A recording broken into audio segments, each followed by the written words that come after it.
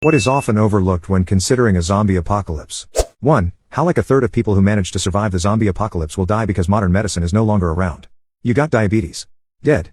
Major food allergy to a common food likely to die. Pretty much any chronic disease that limits movement.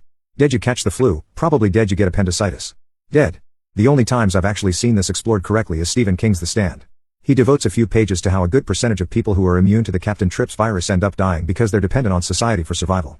The Walking Dead does touch on this too with the flu story arc in the prison, but it also ignores it completely with things like Carl's eye injury and Herschel's leg being chopped off and them being able to recover in a world that hasn't been producing new antibiotics for several years. 2. The fact that as long as you can survive about 64 days then it will be over. Flesh rots. 3. Do you wear contacts or glasses? When society collapses you are likely pretty fucked in the long term. 4. If you snore at night you are not going to make it too long.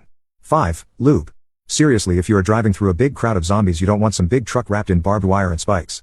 Zombies don't care, just gives them something to hang on to. Just get some bubble-shaped car like a VW Beetle or something, lube up the whole thing with something slick, then just drive through the zombie horde. They can't hang on to anything, nothing to grab, they just slide right off that big barrel of lube in my house. I am saving it for zombies. 6. Gasoline eventually expires, that's why you need a diesel-powered vehicle.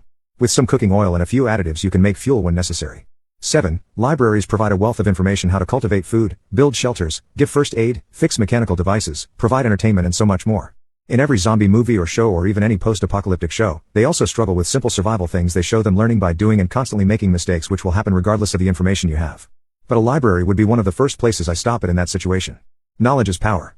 8. I think the most overlooked thing in any zombie apocalypse scenario is the fact that apparently most of humanity has forgotten how to make spears. You give someone a long stick and a knife and they're more likely to hit a zombie with a stick than get bit trying to stab it with a knife. 9. Bicycles. People forget these things exist in every apocalypse. 10. People on remote islands who won't be affected by the outbreak provided Therese no traveling. 11. That you won't be the protagonist.